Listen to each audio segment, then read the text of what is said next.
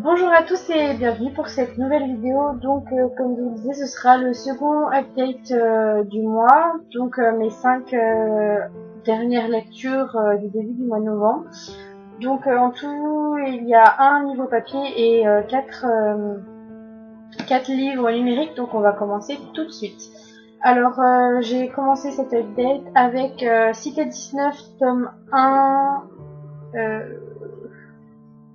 Ville Noire de Stéphane Michaka, édition Pocket Jeunesse, avec une couverture magnifique. Enfin, en plus c'est tout en relief, elle est super jolie, j'aime beaucoup.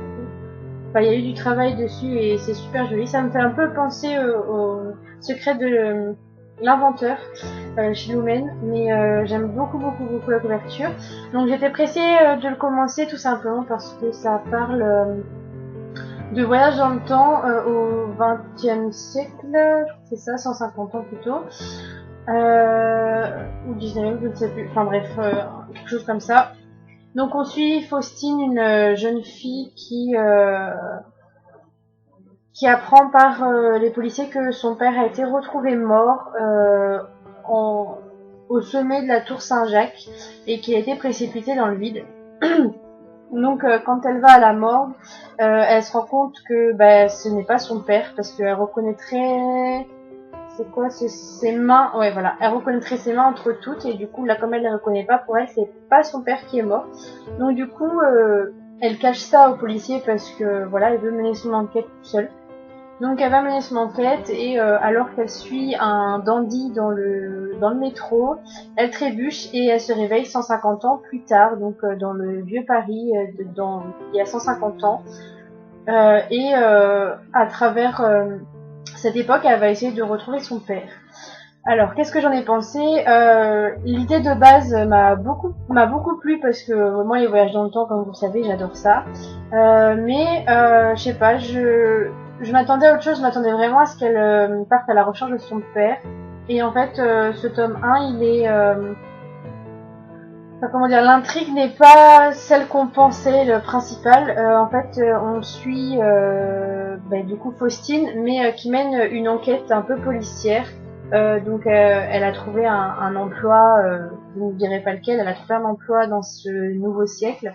Et donc elle va enquêter sur certaines choses qui se passent, qui semblent assez bizarres. Et j'ai eu l'impression qu'en fait elle a totalement occulté le fait de rechercher son père. C'est ce qui m'a un peu dérangé dans cette lecture parce que du coup moi je m'attendais vraiment à ce que son père soit l'intrigue principale du roman en fait. Et contrairement à beaucoup, j'ai trouvé que les descriptions des lieux du XXe siècle n'étaient pas assez poussées, assez approfondies. Donc enfin moi j'ai pas réussi à... Je dirais pas que j'ai pas été prise dedans parce que ça se lit quand même très vite, c'est quand même très intéressant. La plume a une... Pardon, c'est un peu la fatigue là. L'auteur a une belle plume, c'est mieux. Et voilà, mais j'avais besoin quand même d'être... presque moi de plonger dans ce XXe siècle et j'ai pas ressenti ça. Peut-être le fait de pas la déception, mais d'avoir été un peu déçue justement que l'intrigue du père soit mise vraiment à l'opposé. Enfin, on n'en entend quasiment pas parler.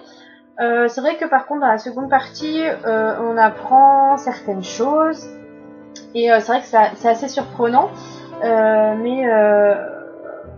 Je sais pas, moi j'ai pas été aussi surprise que beaucoup, même si c'est vrai que ce retournement de situation il est quand même assez intéressant et assez innovant. Donc j'attends vraiment le tome 2 avec impatience pour me faire vraiment une idée précise de ce roman. Ensuite, j'ai poursuivi avec donc Love and tome 1 KO.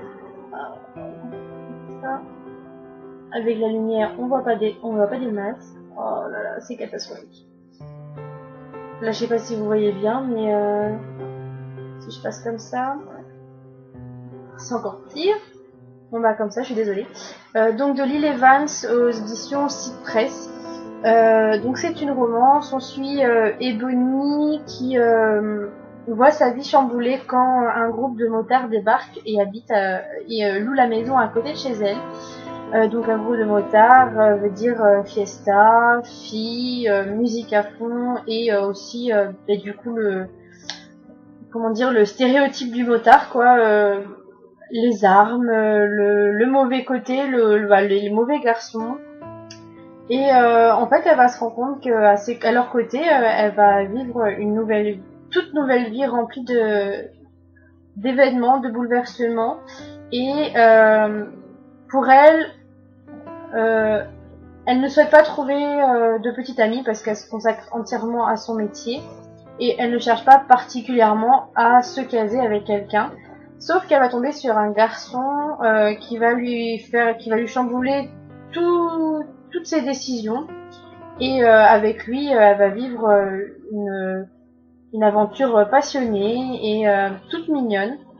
Donc, comme vous savez, j'ai beaucoup aimé ce roman. C'est proche du coup de cœur. Enfin, il frôle vraiment le coup de cœur parce que j'étais vraiment prise dedans.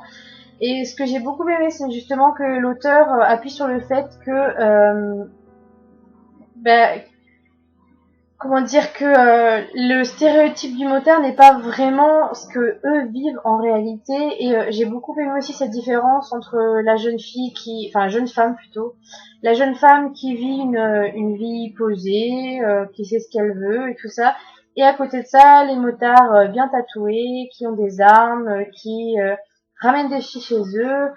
J'ai aimé justement cette différence de vie en fait, qui est vraiment bien amenée et qui nous permet aussi de nous attacher au personnage parce que il y a plusieurs points de vue. Donc il y a évidemment le point de vue des Bonnie, mais il y a aussi le point de vue de Axe, donc l'un des motards qui arrive en fait. C'est lui le propriétaire de la maison.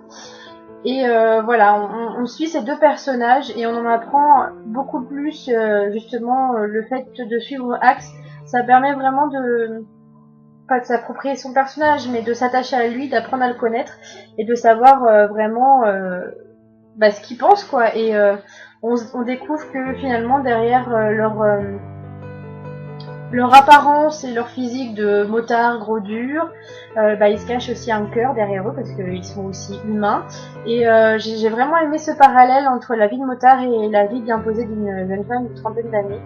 Et l'histoire d'amour, elle est toute mignonne, même si je m'attendais pas à cette histoire d'amour. C'est vraiment la grosse surprise du roman. Même si, après avoir parlé avec l'auteur, pour elle, ça paraissait logique que ça se passe comme ça, mais pour nous, lecteurs, on est surpris. Et on s'attend vraiment à ce qu'il y ait un gros chamboulement, un gros événement qui va tout changer, en fait, et pas du tout. Et c'est ça qui m'a rendu presque accro, parce que du coup, plus j'attendais que cet événement arrive, et du coup, plus je continuais, et en fait, j'ai jamais eu cet événement, et c'est ça qui m'a plu, parce que du coup, elle a réussi à me surprendre, même si c'était pas prévu dans sa tête de nous surprendre comme ça, mais franchement, de ce côté-là, elle m'a vraiment beaucoup surprise. Et en dehors de ça, y a aussi une autre histoire, donc qui concerne les Bonnie, qu'on apprend assez rapidement d'ailleurs. Et évidemment, moi, j'avais deviné la finalité de la chose, mais voilà, j'ai quand même été surprise et franchement, c'est une très très bonne lecture que je vous conseille avec une couverture magnifique. Là, on la voit pas beaucoup parce que sinon, il y a le reflet et c'est moche, voilà. Ouais, on voit pas très bien, c'est pas grave. Donc c'est vraiment une lecture que je vous conseille parce que j'ai vraiment passé un très bon moment. C'est une romance qui fait vraiment du bien, qui casse les stéréotypes des motards gros durs qui n'ont pas de cœur. Et voilà, ça donne même envie d'avoir un amoureux motard comme Axe ou comme un autre personnage. Donc voilà, c'est vraiment une lecture que je vous conseille. Donc surtout n'hésitez pas à vous le procurer si jamais vous avez envie de lire une romance assez atypique, on va dire. Ensuite, j'ai poursuivi avec le tome 1 de Paris entre amis, donc Paris entre amis de Pauline et Libersart, pardon. Là encore, j'arrive pas à vous montrer la couverture. Non, ça va être comme ça, je suis vraiment désolée. C'est très moche, mais c'est pas grave. Donc ici, on suit Ashley qui, suite à la fin de ses funérailles, oui bien sûr, à la fin de ses fiançailles avec donc son futur mari, je vais y arriver. Donc à la fin de ses fiançailles avec son futur mari, complètement dévastée, elle retourne chez ses parents, où elle retrouve son meilleur ami d'enfance, Josh, qui a évidemment bien changé, parce que quand il était adolescent, il n'avait pas non plus un corps de rêve, ce qui est tout le contraire maintenant, et en fait, le fait de le retrouver, ça va lui faire du bien, parce qu'elle va se confier à lui, elle va lui expliquer ce qui s'est passé, elle va aussi lui dire une phrase qui l'a beaucoup meurtri, faut le dire. Donc son ex-fiancé lui a dit que c'était un glaçon et qu'elle était rigide. Et partant de là, Josh va lui proposer un pari, donc lui prouver qu'elle n'est pas un glaçon, qu'elle n'est pas rigide et qu'elle peut prendre plaisir à faire l'amour. Et si jamais il gagne ce pari, elle doit lui offrir un dîner romantique. Donc c'est vrai qu'au début, elle est un peu indécise, elle se dit c'est un pari, mais quand même. Et finalement, elle finit par dire oui. Et donc les voilà englués dans un cercle vicieux, dans un pari. Donc la nuit, ils sont ensemble. Et le jour, ils font comme si c'était rien passé. Ils sont amis, voilà, ils sont avec leur bande de potes. Mais le soir, quand ils sont tous les deux, ils se lâchent et on découvre une nouvelle Ashley qui est loin d'être un glaçon, comme son ex-fiancé l'a indiqué. Et du coup, en fait, grâce à ce pari, une relation va se nouer entre les deux. Et donc, on va suivre cette relation. J'ai beaucoup aimé ce premier tome parce que j'ai trouvé l'idée du pari très intéressante et j'ai trouvé qu'elle était bien amenée. Et donc, on découvre aussi Josh, un personnage assez mystérieux, mais qui m'a plu dès le départ parce que j'ai trouvé qu'il avait, comment expliquer ça, des faiblesses qui faisaient en fait ses qualités premières. Il est très timide, malgré les apparences, il est très timide. Il est très renfermé, il ne montre jamais ses sentiments et ça m'a beaucoup touchée parce que justement on n'a pas l'habitude de croiser des garçons qui sont comme ça, qui ont confiance en eux et qui n'ont pas confiance en eux plutôt, et du coup j'ai trouvé cette idée très très bonne et du coup j'ai vraiment dévoré ce premier tome et j'étais vraiment pressée de lire la suite, ce que j'ai fait, que je vais vous présenter tout de suite. Donc, j'ai poursuivi avec le tome 2 de Paris entre amis, donc Paris entre amants, donc toujours de Pauline Libersart aux éditions Hachette collection Black Moon Romance. Je l'avais pas lu avant, mais c'est pas grave. Et là, tant pis, je vais encore me faire lyncher, mais c'est pas grave, on va me juger sans me connaître, mais c'est pas grave, mais ça a été une déception. Voilà, tout simplement. Je m'attendais vraiment à ce que ce soit dans la lignée du tome 1, et Ashley, j'ai eu envie de la frapper tout le long du roman, tout simplement. Josh, heureusement qu'il était là pour relever la chose, parce que sans ça, honnêtement, je pense pas que j'aurais été jusqu'au bout. Donc dans ce tome 2, ils se retrouvent, ils décident d'emménager ensemble, et donc ils découvrent ce que c'est que la vie de couple dans le même appartement, les concessions qu'il faut faire, les crises de jalousie, les colères, la tristesse, bref, tout ce que vit un couple en fait en réalité. De ce côté-là, c'est vrai que l'auteur a vraiment bien réussi à amener la chose. Elle a fait ça, elle a rendu ce roman réel parce qu'elle a appuyé sur des sujets qui touchent chaque couple, donc c'est vrai que de ce côté-là, j'ai rien à dire. Mais de l'autre, Ashley, une tête à claque. Franchement, elle m'est ressortie par les trous de nez du début à la fin.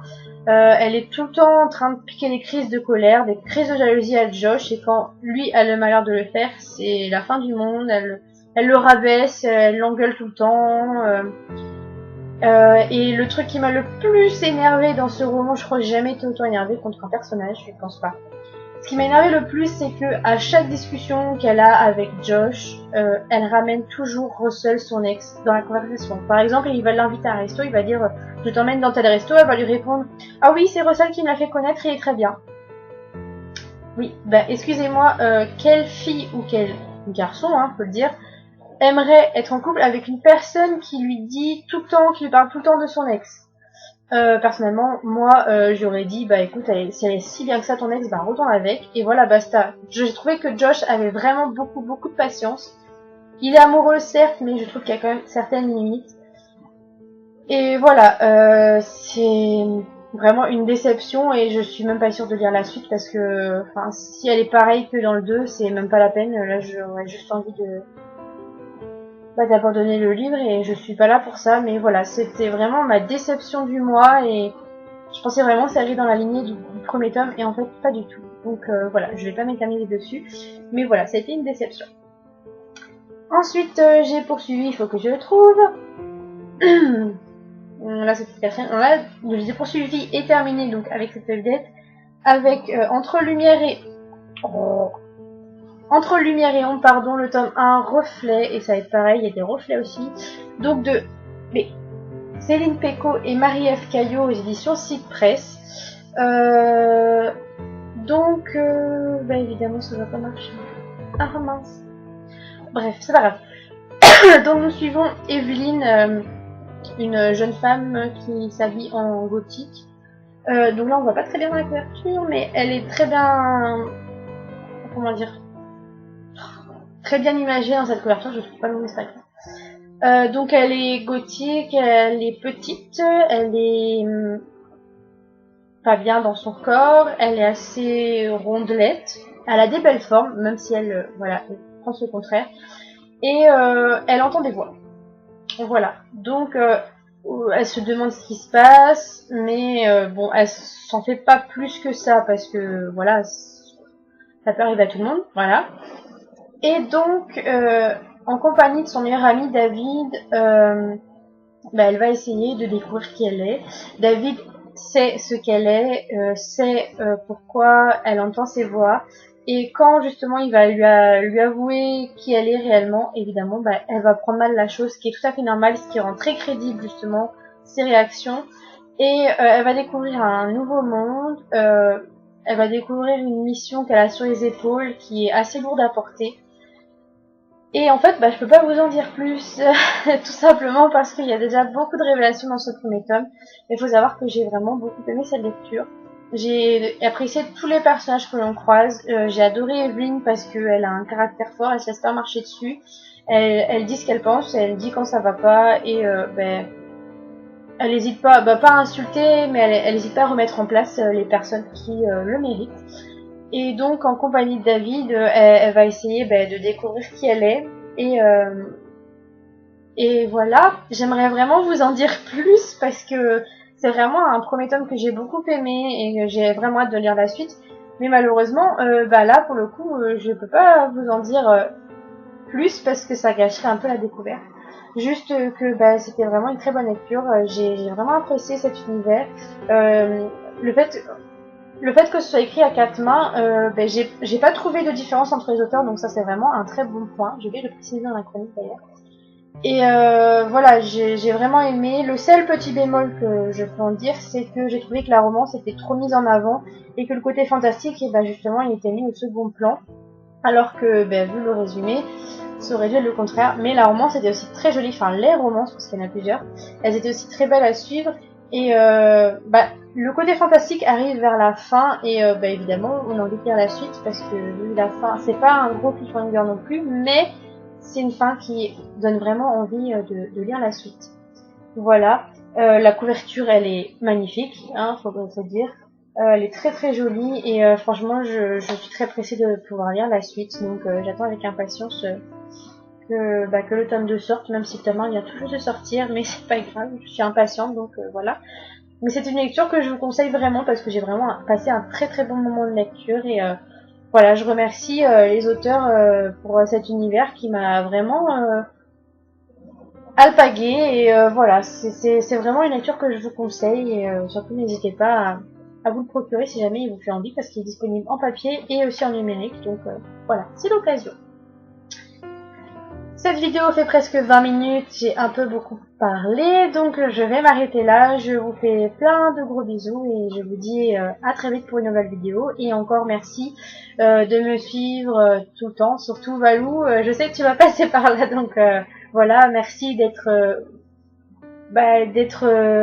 aussi présent pour regarder mes vidéos, d'être aussi content dès que j'en poste une. Donc voilà, je vous fais plein de gros bisous et je vous dis à très vite pour une nouvelle vidéo. Bye.